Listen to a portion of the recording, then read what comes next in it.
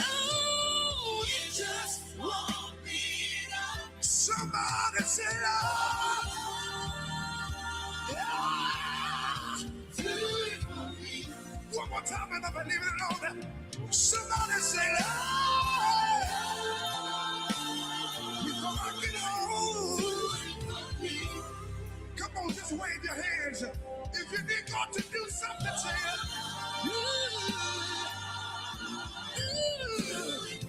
I'll do it. Somebody needs you. It just won't. Somebody needs you to do it. Yeah. Now I just need everybody in here tonight to lift your hands. If you need God to do something right now. If you need God to do something right now, lift your hands. Lord, I need you. I don't want to wait till tomorrow. Yeah. If you don't do it, it just won't be done. Y'all say, oh, please, do it. I can count on nobody else. I need you to do it. Yeah, Lord. I tried everybody else. I tried everybody else. Can you do it for my mama? Come on, somebody say, oh, can't nobody do me like this. Yeah. Lord, it do.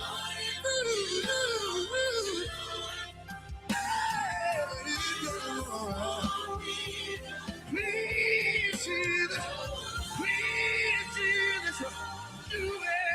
Do it for me.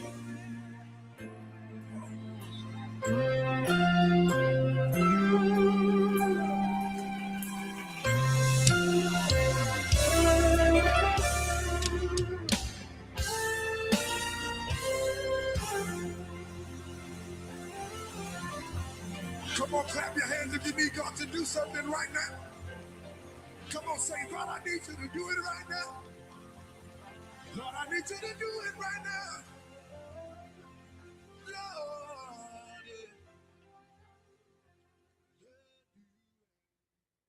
Lord. When we use our lives to bless others, it makes the world a better place. So I reached out to some of my friends that I know have blessed the world to encourage you to find a way to bless somebody else. Bless somebody else. I know. God has been faithful every day. Yes. And I believe God's hand is on my life. His hand is on my life.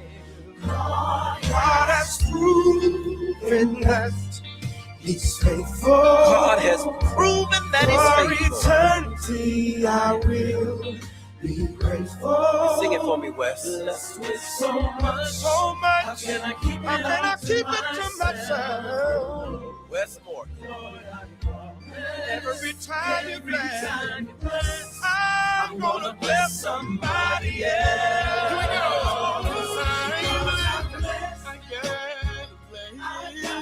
Fred Hammond, y'all. Somebody else. Just because the Lord bless me, help me to bless somebody else.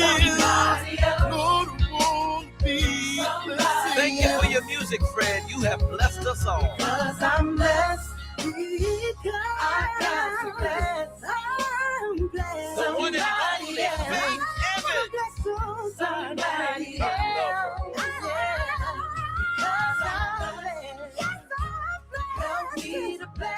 God, help me to bless somebody else.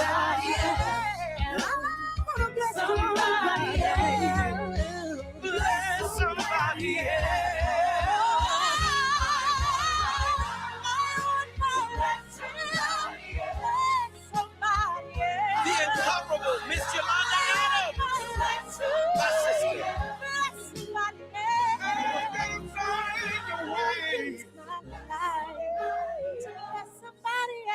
My God. Let me inspire somebody else.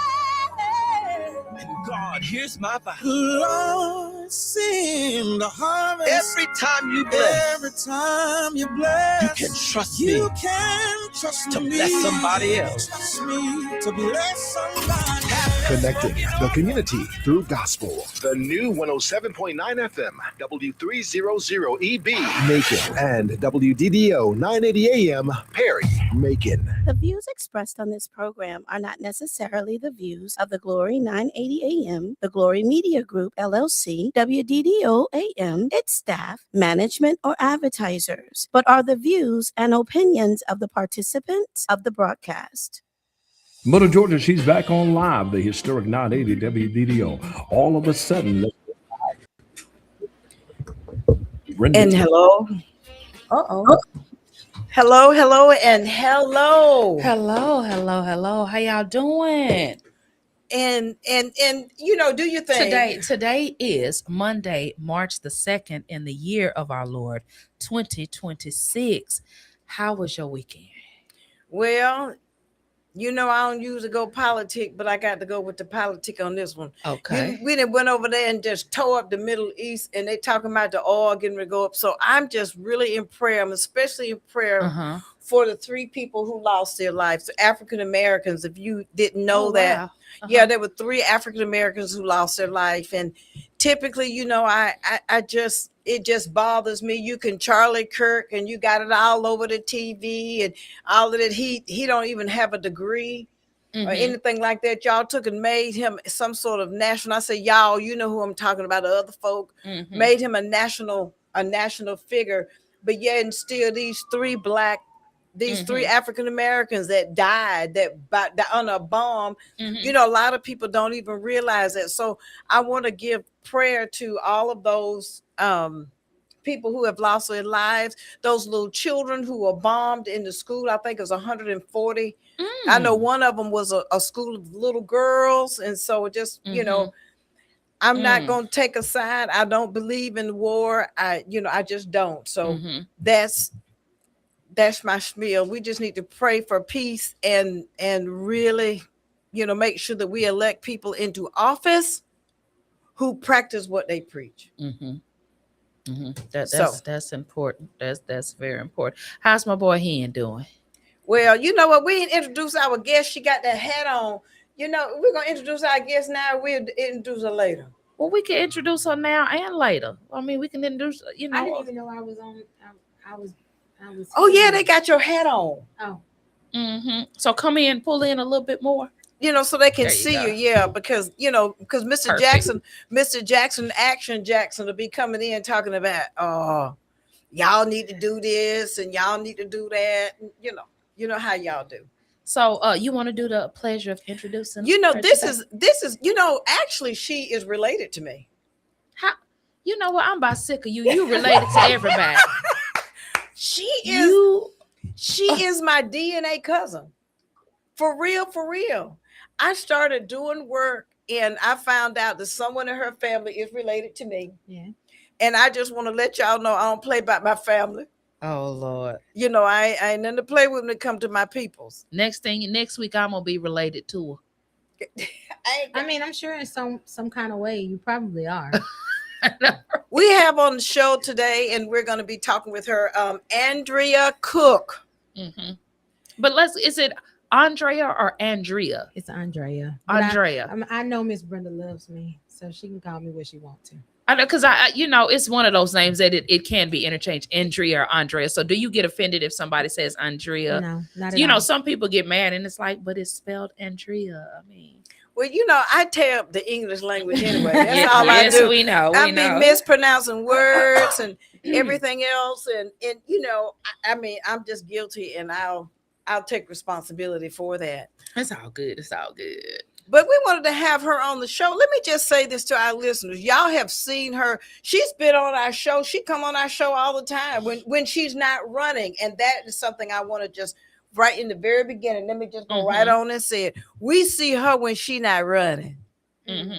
Okay. We see her on the chat. Mhm. I don't even know these other people. And you know what? I think that, and I ain't gonna say their name, but I'm just saying I don't see them. Do you see them? Do you see them out there? No, I don't. And you hit it dead on the nail. I don't know their names. I've never seen their faces. And one thing I can say about Andrea is she is a very familiar face in the community. I see her everywhere all the time. So I know that she's active in the community. I know she truly cares about the community because she's at almost every community event downtown, everywhere. You gonna see Andrea for sure. The other two people, I think it is. It's 5. Oh wow, it's 5. Yeah. Strangely enough, I don't know any of the other 5, which I just think is odd. I do too. And I think everybody has a fair shot, of running. I just think it's odd that you only start seeing their faces when it's time to be elected. And I think that people should be aware of that and pay attention to the ones that are actually active in your community, people that actually know what's going on, people that may have the ear of the mayor, may not, but it's not about necessarily having the ear of the mayor, but they are connected within the community so they can actually make things happen. And I think that those of you all that are listening, pay attention to the people that are in the community when the cameras are not watching. Oh, you better say it. You better say it, because when those cameras are not rolling, and let me just say, it's some folk out there that if I were to spill the beans, pour the tea, and understand, I got the tea because I know. Okay, I really, really know. You would not even have anything to do with these folk. And they, they have done all kind of things. We've got some people in the community. Y'all know I be talking about the ones who be in the choir. And Reverend Chicken Wang and Pork Chop. But I'm talking about, I ain't gonna even call his name. But, they don't even need to run because their background's so messed up. So, I think it's important that we take a look at people who have proven leadership. And I'm gonna give y'all some news. I'm gonna give them some news they can't use. Well, hold on. Let's let Andrea say something first. Okay. Let's introduce herself. Let me introduce herself. Yeah. Tell us about what it is that you do and just give us a little background. Ooh, okay, so I'm Andrea Cook. I'm a 45-year-old, thank God, single mother of 8. Okay. And I am a marriage and family therapist. I've had the honor of sharing and owning a business with my mom for the past almost 16 years. And I am mostly responsible for the Making Mental Health Matters initiative. It's a project where we provide no-cost mental health services for any Macon-Bibb County resident. And I know there's been a lot of talk about this project, and I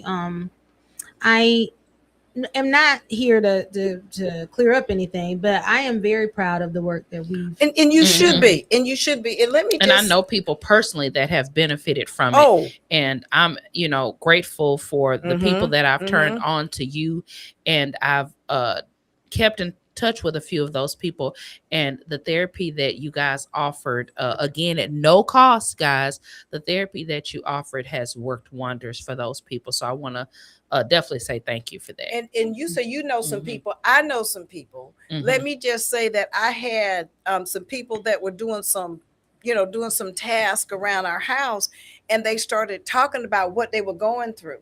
And then I said, well, have you ever heard of Making Mental Health Matters? They said, no, ma'am, I never heard of that. And I said, well, let me give you a call. And I gave her a call on the phone, and she took care of them. I'm just simply saying that that's one of those resources. I don't know what else they can do to put the information out to make sure that the people know about it and can tap into it. But I personally know, and I know what I'm talking about. I do. I personally know people that she has helped to the extent that they're able to continue doing the kind of things that they were doing and continue to prosper in their jobs. because sometimes you've got to have those types of services in place so people can maintain their work. So she has done, her and her mom has done a tremendous work. And we've been, as of February 19th of this year, 5 years, 3 of which were funded. 2 of those years we provided services, even outside of a county contract. And so I don't know many people who would continue to offer services even when they're not funded. And this is something that I've stated in front of county commission. So it's not like I am saying, oh, I'm celebrating continuing to give even when I well, no, I think you should celebrate. I think that's part of the problem, Andrea, is that you need to let people know because there's some people who think, and I said so you don't, that you in Mayor Miller's pocket. And that's not true. And that's not true. And they're not going to know unless we tell them, oh, she did get funded for 3 years, but 2 of those years she did it out of her pocket. Right. Right. And I don't know anybody who I don't know anybody who can say that. Even the idea that I would be in anybody's pocket, anybody who spent any time around me knows that nobody tells me what to do. I won't say that I'm stubborn, but once I believe in something, I'm gonna move forward on whatever it is that I believe in. And plus, I believe in being educated, and so I'm not gonna speak about something unless I have a good bit of knowledge about it. So to the idea that someone like me could be in the pocket of anybody is asinine and untrue. Well, I'm glad you said it. And that's what I was saying. I got some news. Brenda Williams was the one who introduced Andrea to Mayor Miller. I did it. I introduced several of my friends when he started running. I said, you know what? I can't tell you who to vote for, but I said, but at least give him a chance and talk to him. And that's what I did. And I did that with many people around town because one, I know Lester Miller. Lester Miller is my friend. That's just what it is. Okay. And I own that. And friendship isn't something that you should flake on just because it gets difficult. So I think one of the things that I said even in my announcement speech was I gave people the information that, as if people didn't know, it was never hidden that we are friends. And knowing that was going to be, almost immediately I got a question about, was that a positive or a negative? And I'm like, I don't know how you are with your friends, but with my friends, I'm going to tell them the truth, the whole truth and nothing but that. And that's the way I am with my friends. I don't agree with everything that Lester Miller does. I think I've said that on air. I don't agree with everything that Lester does. Lester, I won't say I have a name for Lester. I ain't gonna put it on the air. Don't. Do not. I ain't gonna put it on there. But Lester is Lester. And Lester loves his town. So this is the part, I'm not trying to sell you on Lester Miller. I'm just telling you how I feel about Lester Miller and how the ones that y'all claim all this foolishness and nonsense, she met him through me. So if you got an issue, you can bring it back up to me. Well, let's also be clear. When I often ask the question, when someone says, oh, well, this person is in their pocket, when you look at the end results of the program that Andrea is running, it's a mental health program. So at the end of the day, even if she was, which she wasn't, in his pocket, quote unquote, the positivity that comes out of giving people mental health services that otherwise would not be able to afford it, otherwise would not have access to it. At the end of the day, one thing about our people is we will name every single problem, but we have no solution. Come on now. So those that are saying, oh, she was in this person's pocket or that person's pocket, have you offered mental health services to people that are in dire need of it? And until you can say yes or no, let's move on. And we've crushed that, and let's move on. That's what I'm just saying. We just need to crush it. Because the thing I do know is not only have Andrea, and did I get it right? It's okay. I love you. I love you too.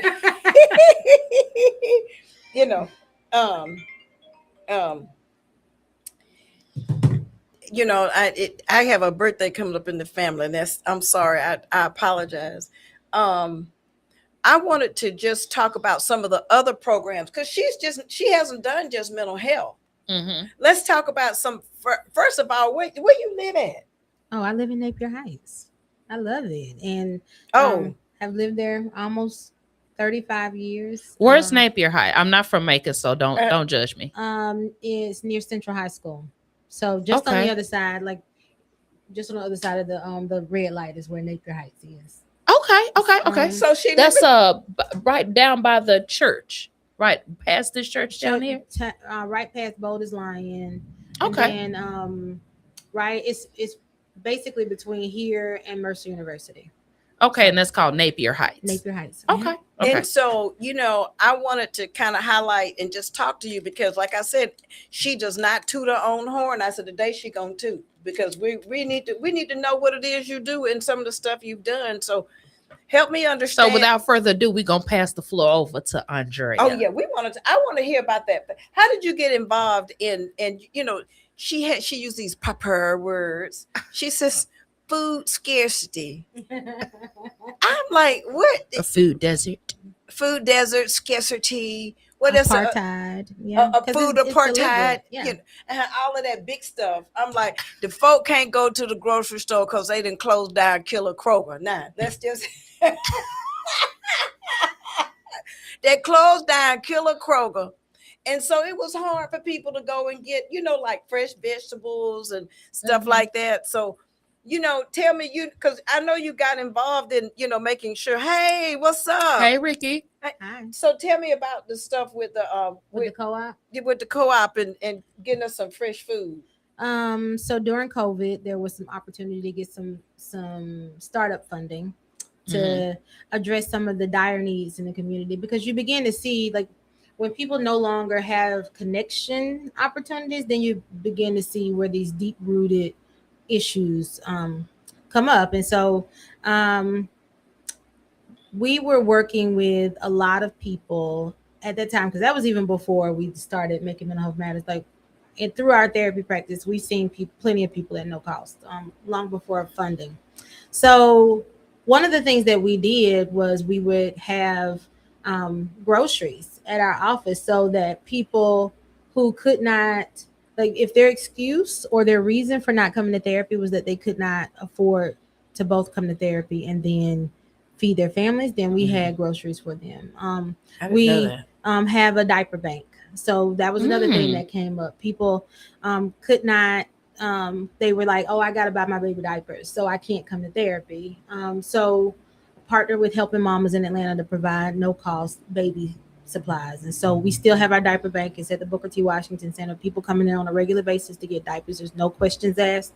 You don't have to give, you know, an arm or a leg. We provide these things at no cost. Same thing with period supplies. And then that leads into, you know, making periods easier, starting that with a bunch of concerned women. It grew out of the work of Georgia Women and Those Who Stand With Us in Georgia Stomp.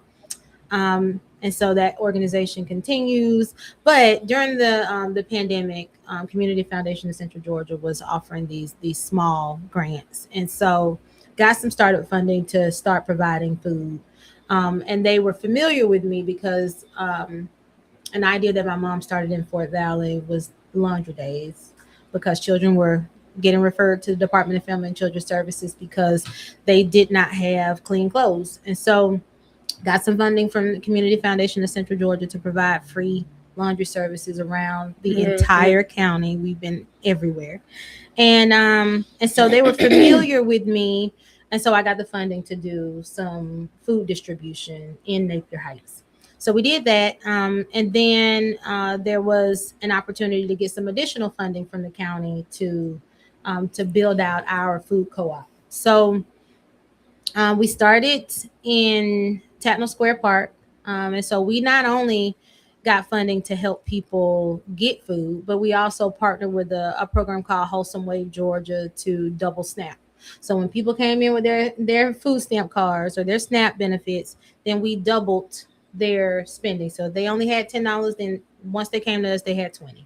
Oh, so wow. we did that with matching dollars funds, and then through that process, we used a name of a familiar organization, and because we used that name, our nonprofit was sued. So not just me, but several of the people who were very interested. I mean, very interested in food access. So each of us were sued, and the nonprofit.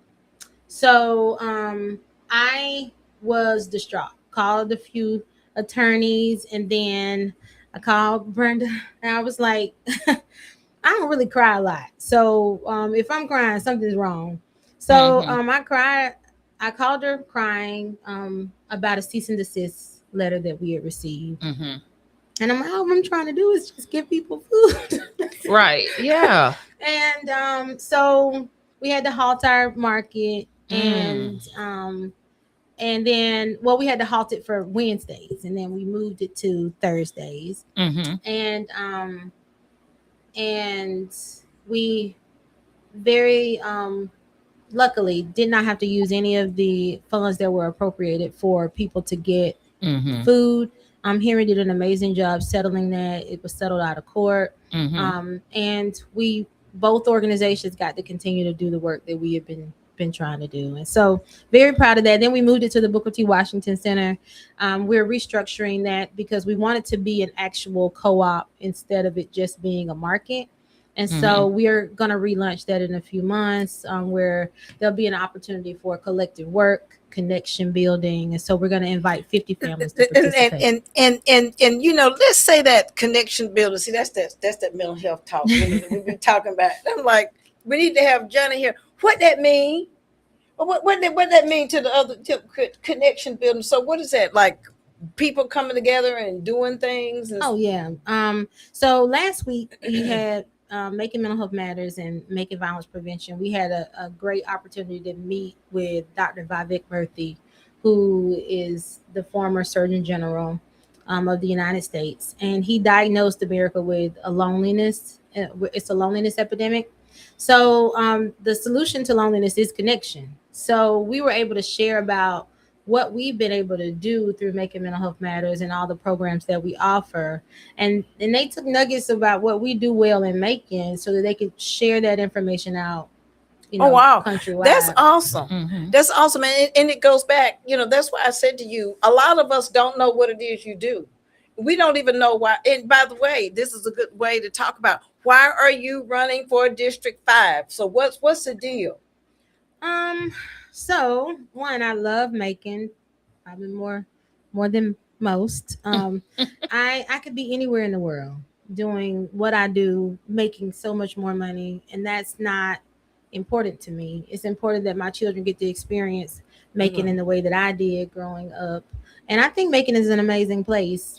I don't see it as, even some of the challenges we have, there are opportunities for us to build better.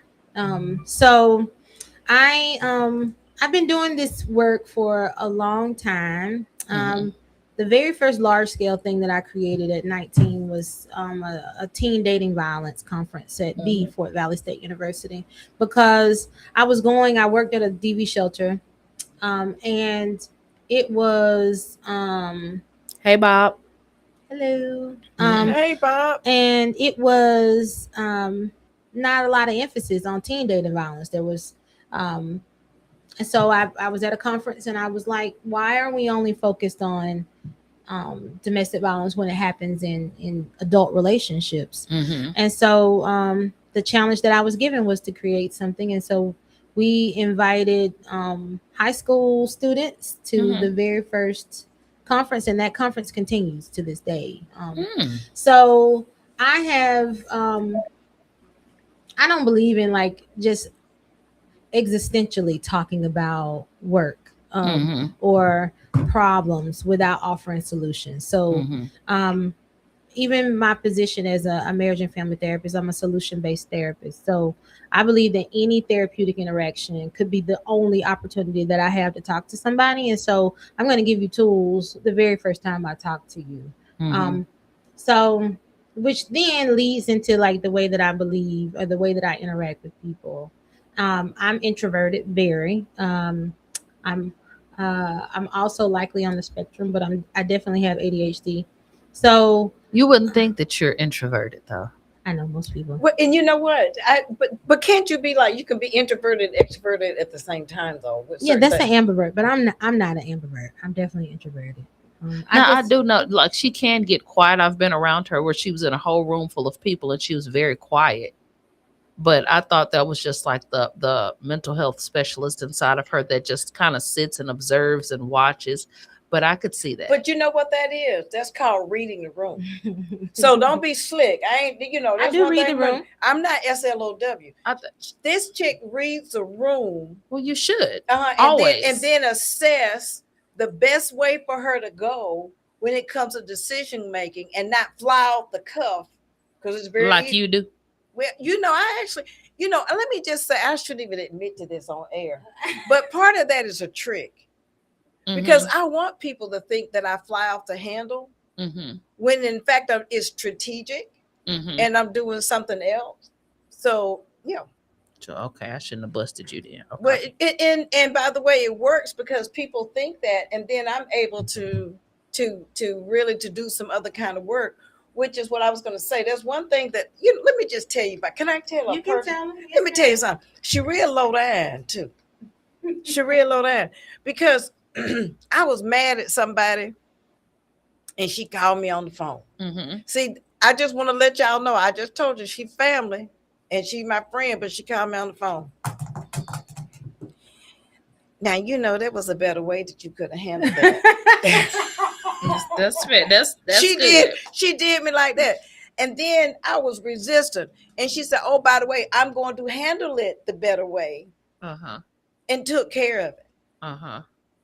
It worked out fine. Good. So that's what friends are for. But that's what I'm saying. I mean, and I didn't say to anybody outside of me and Brenda that I called her and that I talked to her, because that's the way that friendship should work. Like it should not be, I'm not blasting my friend in public. I'm gonna talk to her or them and be like, you know, I love you, but you know, and I think that in terms of negotiation and diplomacy, that's really important, because you can't make decisions on a larger scale unless you know how to deal with other people and even persuade them to go the way that you would like for them to go. So it's very interesting to me that we have all these people that are running, and the only thing they talking about is Pleasant Hill. Yeah, I said it. She didn't say it, I said it. That District 5 is bigger than Pleasant Hill. Now, I want you to explain to our listening public, where is your district? Can you give them lay it out for us. Lay it out for us so that people understand where it is.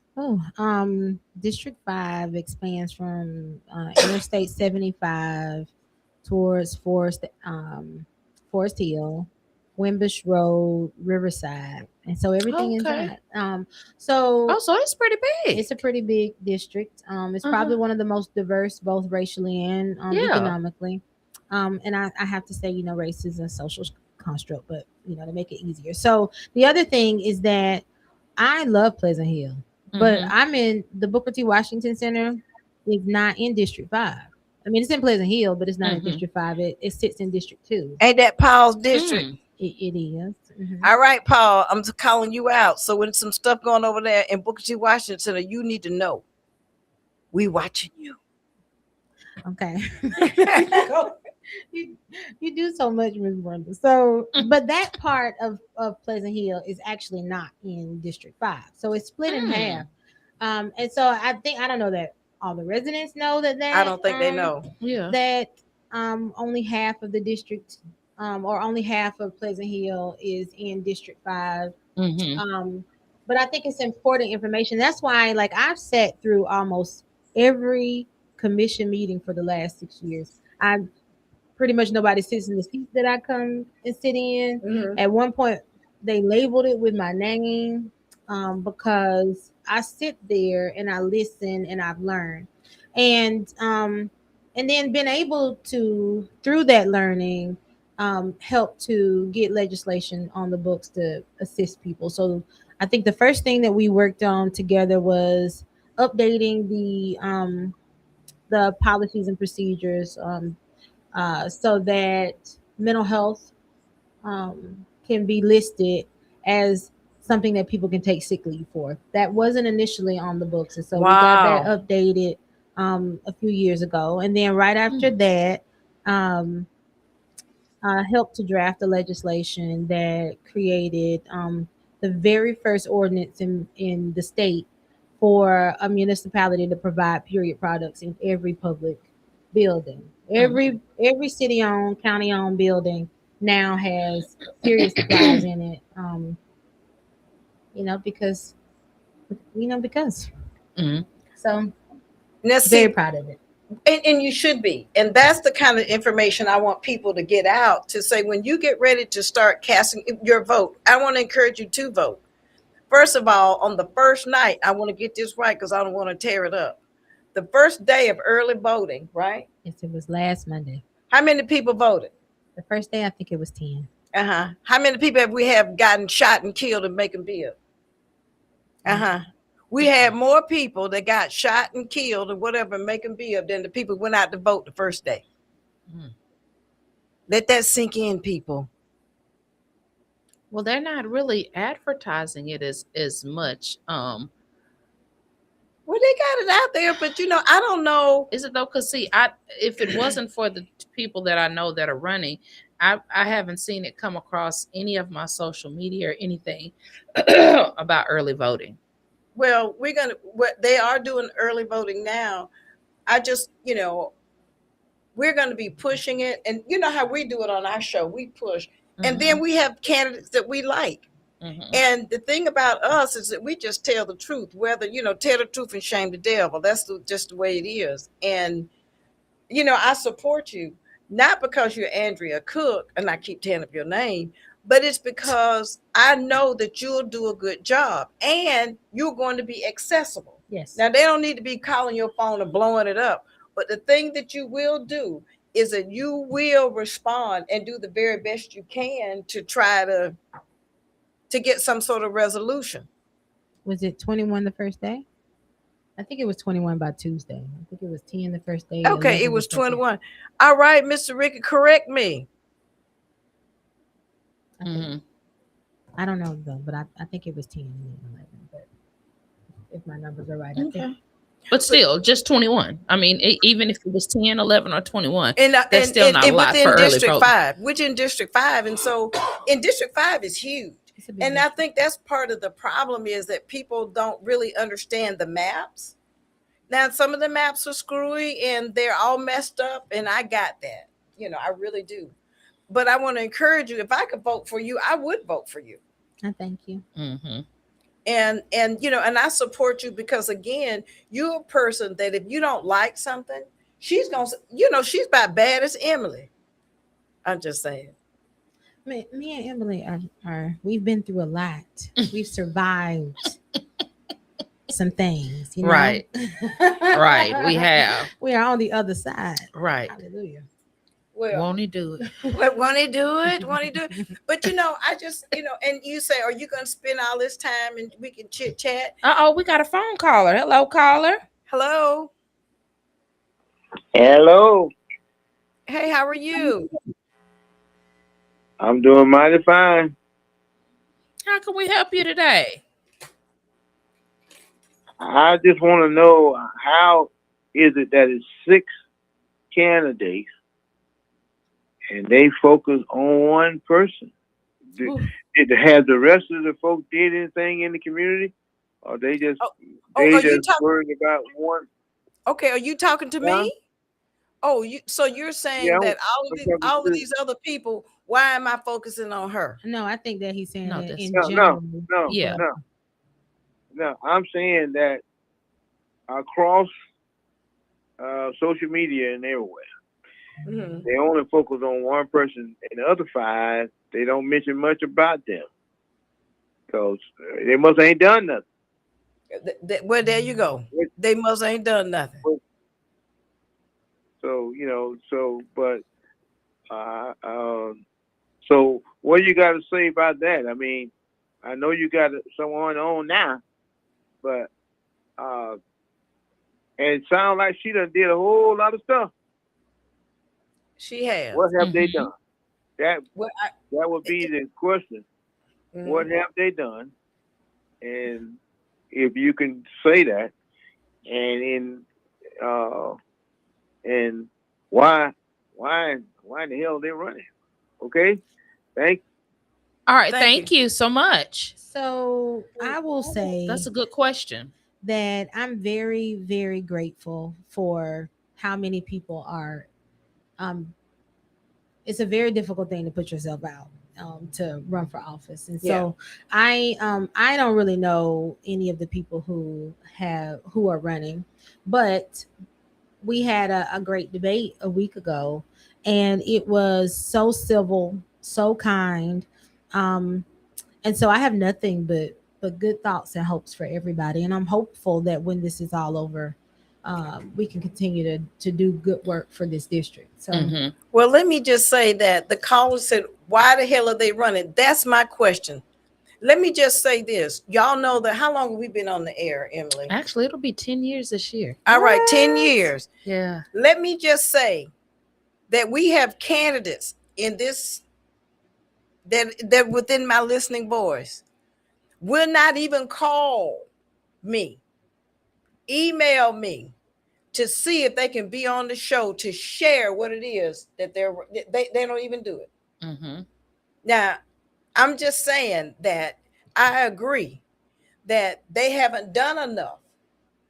And then I don't know if they want somebody else to take and promote them and push them. But no, don't really. I don't know if they just think it's going to happen through osmosis or because they black or white, whatever. But that's it. They haven't done enough. And I think it's important that we promote people who have done the work. Okay. And that's what it boils down to. That's what I'm saying about you. You've done the work. I want to make sure that people can make an intelligent choice, because giving out information that increases your intelligence. So then I say you're the listener, so that you can make an informed decision on who you want to represent you. Because as just District 5 is huge. So let me just go ahead and go through, because you were giving out that fancy stuff. You in Ingleside, ain't you? Yes. Okay. There's Village Pizza and all of them, Rogers Avenue. Yeah. The Naturalista. Yeah, the Naturalista. Yeah. So all of that business strip over there, where the what's the name? Urgent Care with Piedmont, all of that. It's that might be in a different district on that side of the street. On the other side of the street. That is so weird to me, though. Well, that's what I'm saying. That's why I wanted to make sure that people understood it, because when they're talking about and by the way, I agree. Okay. Andrea C. Cook has done a whole lot of work. Thank you, Lisa. You are absolutely correct. And that is, and so I think that's Corbin Avenue. Yeah, so Corbin. So once you cross over Corbin, that's not District 5 anymore. That still is. So okay, so the Piedmont is then. You're talking about where Corbin and Ingleside is. Where Yeah. Village Pizza is. Oh yeah, that is too. I thought you were talking about like way. Okay, see that's why I said that's weird. Yeah, and see that's why. And then you're talking about that part of Pleasant Hill where Bucket of Blood and all of that is. All right, Bucket of Blood going down Roosevelt. No, what is Bucket of Blood? We have to talk about that off air. Okay. But y'all, but our listeners know what Bucket of Blood is. Okay. Okay. And Rogers Avenue. And so you're going on down. And so you were just talking about on 75. So that would be like the other part of Ingleside, like all of that neighborhood. All the way up to Riverside Drive. Where your mama live at too? No. Okay. Because she would be excited. But yeah, so it's a pretty big district. And but it's like bordered with Riverside Drive, Windbush, Forest Hill, over to Napier Avenue, up Napier, parts of course, Holt Avenue, Vineville, Stanislaus, all that is in. And that's what I was saying. And I'm like you, Lisa. I don't know the other candidates. Of course, Central High School. I don't know them. Central High School, literally across the street from my house. Okay. And so she was talking about she know the Bucket of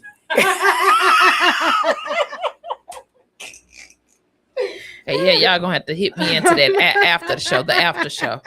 But yeah, you know, Big Neil over there, Neil Avenue, and all of them. And so, you know, it's just so much bigger. All I can say is I need you to make sure that is Linwood is in your area too. Linwood, yes. Mm-hmm. Okay, Linwood Cemetery. So I have to talk to you about Linwood because you know that's my baby over there. Along with WOW, Yeah. you know. Mm-hmm. So let me ask you this: what type of some help me understand some of the policies, you know, that you are trying to that you envision, or some of the work that you would like to see some improvements in the district or whatever like that. Let me or what are you for? Give me your platform. That's the word I'm looking for. Okay. So of course I want to expand access to no-cost mental health services. I think that I know how life-changing it is to be able to access mental health services without any barriers. I mean, because I grew up in this neighborhood. I still live in this neighborhood because I believe in it, and I want to do everything I can to you know, shift and shape what it becomes.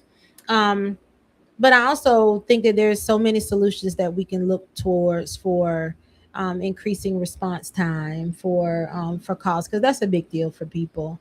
I think there are some really good solutions that I've researched, and you know, we'll be discussing those more closer to election day. But also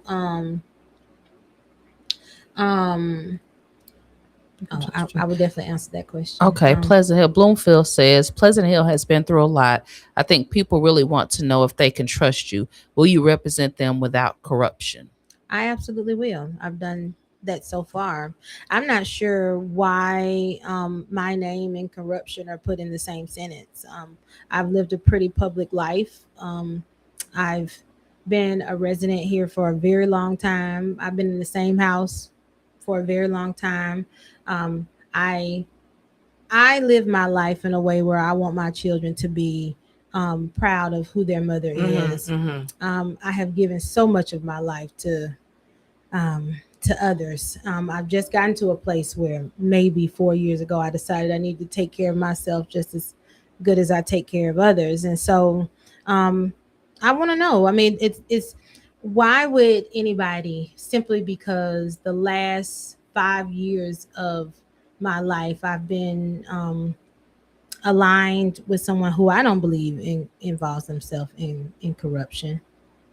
Okay, they said not you in corruption, just those that have said they would take care of us and they haven't. But I've already done it without compensation. I believe in bridge building. I believe in supporting other people's work. So I'm happy to talk to you about anything that you feel is an issue. I'm happy to help you solve it. One of the things that I firmly believe in is I'm not going to take on a task that I can't put my whole heart into completing. And what that often looks like is somebody, I probably sleep like 4 hours a night, but I'm always thinking about some type of solution, and not one that That's just true. not one that simply benefits me. Like I was in Making Magazine's top 5 under 40 a few years ago, and one of the things that I stated in that article was that I believe not just my 8 children that I care for are my responsibility. I believe that all the children, anyone that I bump up against or that I encounter, they all deserve to be cared for just as if I birthed them. So I would be happy. So if you can send me info, I mean, you can look me up. It says Cook C. Andrea on Facebook or on Instagram, The Andrea Effect. Reach out to me. I'm happy to meet you, talk to you about whatever's happened in the past. I know that whatever it is, we can get a solution and build a better Macon. Okay. Well, you know, Lisa says, keep up your good works and make him be up. It's all needed. You're a great servant leader. Thank you, Lisa. Did you see what Edna said? I saw something come across, and I Edna, I didn't read the second part. Let's see. I don't know how to make it go. Edna, can you call in? Oh, Okay. Edna said, so many people have ideas, but Andrea is one of the few that always makes them a reality. Now what was that? The Rosa Parks thing that you know, she just of that. tell me about that, because I was like, oh, they didn't toe up Macon again. Rosa Parks Square was a project that had been this dream of so many people. It was a civic plaza. It was a place where people honor Ozzie Bell McKay, who was a game changer for so many of us who had the honor of meeting her. But a few years ago, I joined the board. I was asked by Nancy Cleveland, who was the chair of the board at the time, to join. I was just going to, float, learn the ropes of board work. And then because she needed my support, she asked me to put my name in the hat to be chair of the board. Mm-hmm. And so I was appointed to that seat with 10 out of the 12 votes, which meant that I needed to do exactly what they asked me to. And so at that time, the board was created in order to raise funds to build out the park. And so Sarah Hunt, I'll read it. You can keep going. Sarah Hunt was a big proponent of the park. Mm-hmm. And unfortunately, she passed away before it could be done. And so what Nancy asked me to do is to see it through. So no funds have been raised for Rosa Parks Square. So the many people who were working on it had not gotten the funding. And so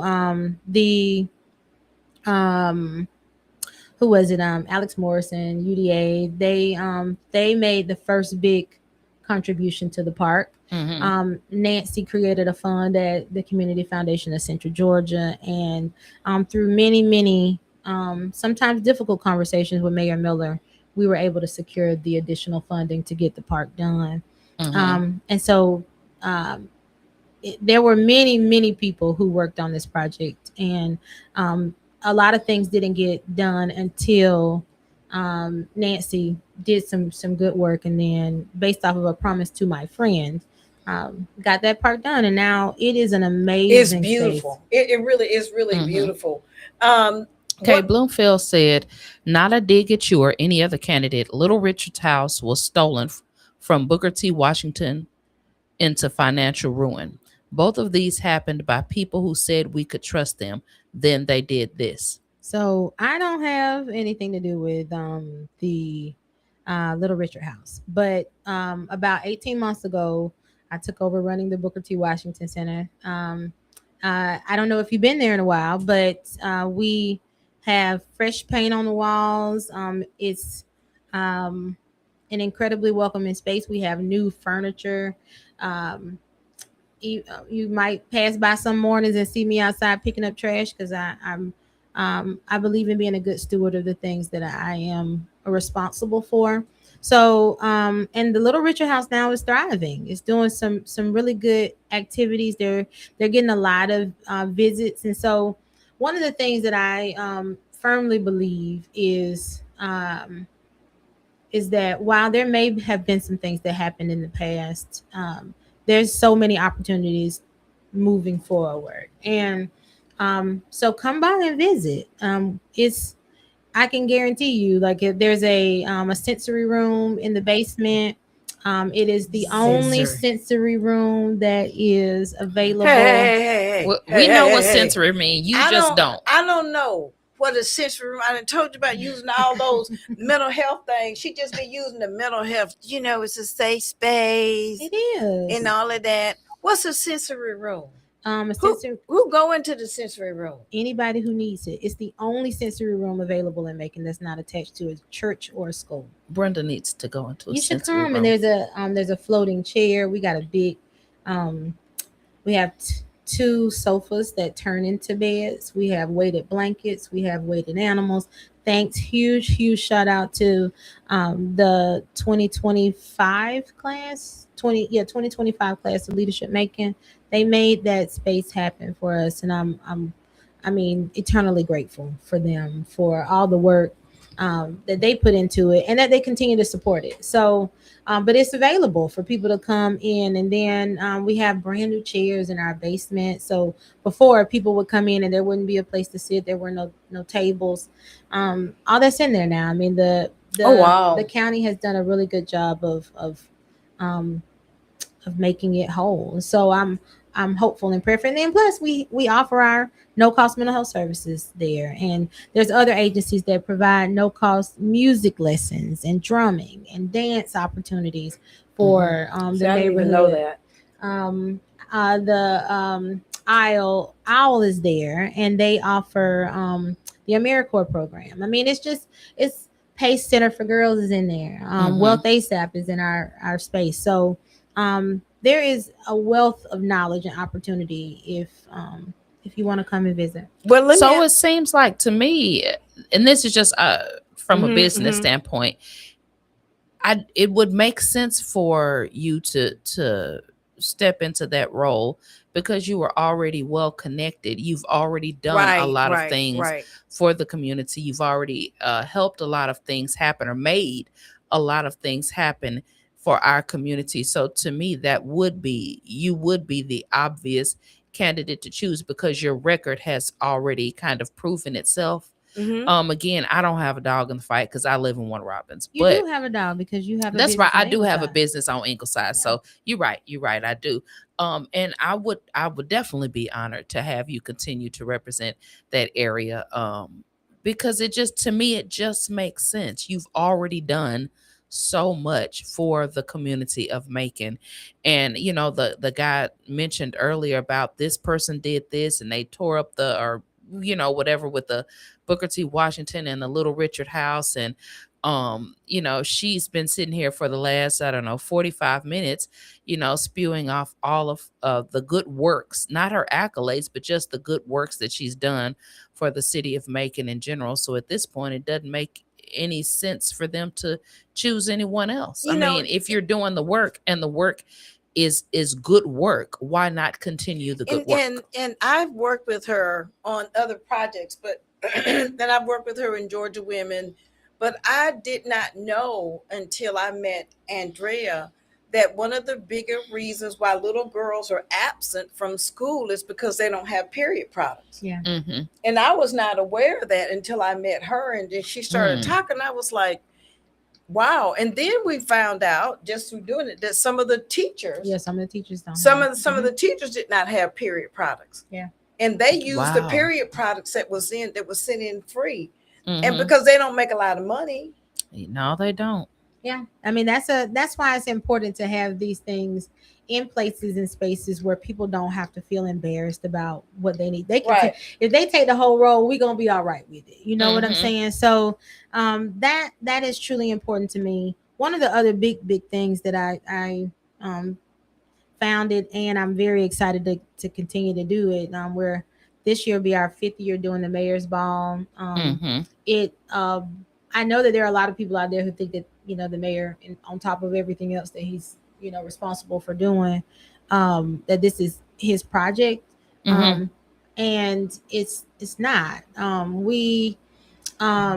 We get to put together something to celebrate all of Macon, and then as a result of that, we get to give through the GCAPS program. We give no strings, no completely unfettered scholarships to students. They can use it on whatever they need. If they need a laptop, if they need to pay their housing fee, we're not questioning that. We raise money to make sure that young people who are taking that next step, they have access to that money. And so I love to see, and I'm doing my very best now not to be caught in the weeds and comments, because I'm really big on advocating, and so I got to advocate for myself too. And tell them what that program is, because some people may not know what that GCAPS or GCAPS. It's a program. Oh, thank you, Jeremy. There's it's a civic program for young people. They can do it from 10th through 12th grade.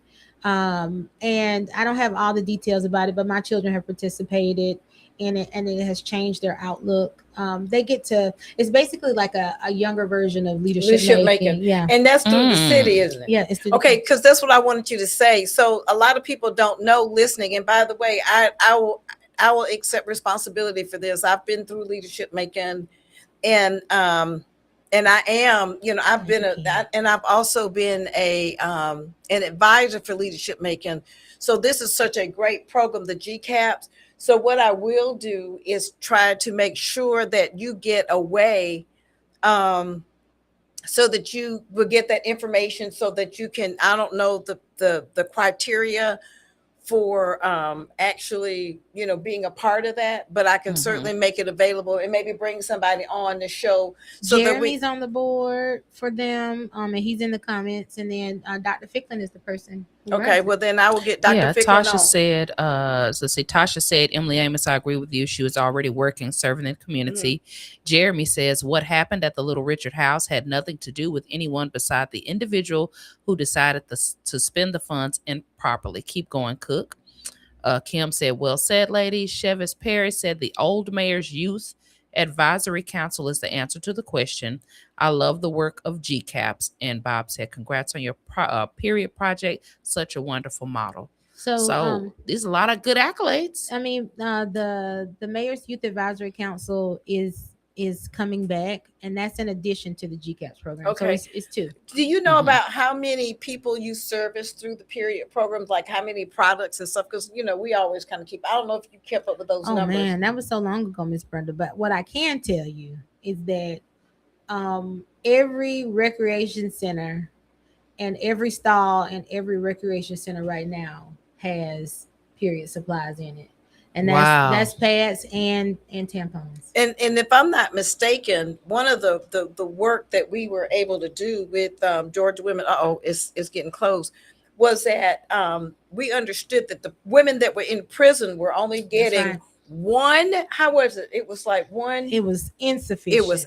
What was it? I mean, it was terrible. I think they got like one period product a day. Yeah. Is that what it was? Yeah. I think they got one. And through this work and extension of Georgia Women making periods better, all of these women who got together, they now, and I want to say it's still going. It is. They're able to get as many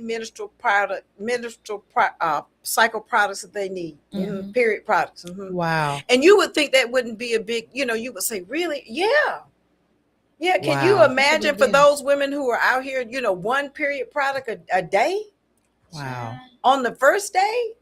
That's insane. That's insane. And so I really appreciate you and the work that you've done with that. Because we needed to be aware and how many, the absenteeism of the children and things like that. So I agree with Emily. You're actually doing the work. You're actually, and so it's just a matter to me of getting people to go out and vote for you. I hope you all will vote for Andrea Cook, District 5 County Commissioner. We're gonna be cooking with her now. That's right. We're cooking with Cook. We're cooking with Cook. And we want to encourage you to share this information to other people. Let them know this is what she's about. And if they got some questions or something like that, they can always reach out to me. But she's not hard to find. You can find her on the internet. She all over the city. You can find her on any given day. She be out there doing yoga and stuff. Yeah, y'all come join me. It's no cost. Every second weekend. I told her I wasn't doing no yoga. I feel like you should come too. I ain't coming out there to do no yoga. You fist to make me start saying bad words and the FCC come for me. Yeah. What's wrong with yoga, Brenda? Yoga's a good thing. Child. It helps you be more flexible. Well, it'll help you, relax, and you won't be saying all those words anymore. You know what they say? They say the people with high IQs cuss. Just saying. They do. That's they say the higher your IQ, the more you cuss. I believe that. That's my problem. I got my IQ real high because I be saying all kind of words. My brother words. said, when did you get like this? I said, I've always been this way, brother. Freedom. Denise says she don't do no yoga anywhere. All right, guys, we want to thank you. I'm going to read Kim's comments. Andrea Brooke Cooks is and has been putting in the work. I really dislike how other community leaders work to tear down another community leader, even if you are not for her work. All of a sudden, join them every Monday evening from 5:30 to 6:30. All of a sudden, with your host, Brenda Sutton. That's every Monday. We'll see you there. The views expressed on this program are not necessarily the views of the Glory 980 AM, the Glory Media Group, LLC, WDDO AM, its staff, management, or advertisers, but are the views and opinions of the participants of the broadcast. Connecting the community through gospel. The new 107.9 FM, W300EB, Macon, and WDDO 980 AM, Perry, Macon.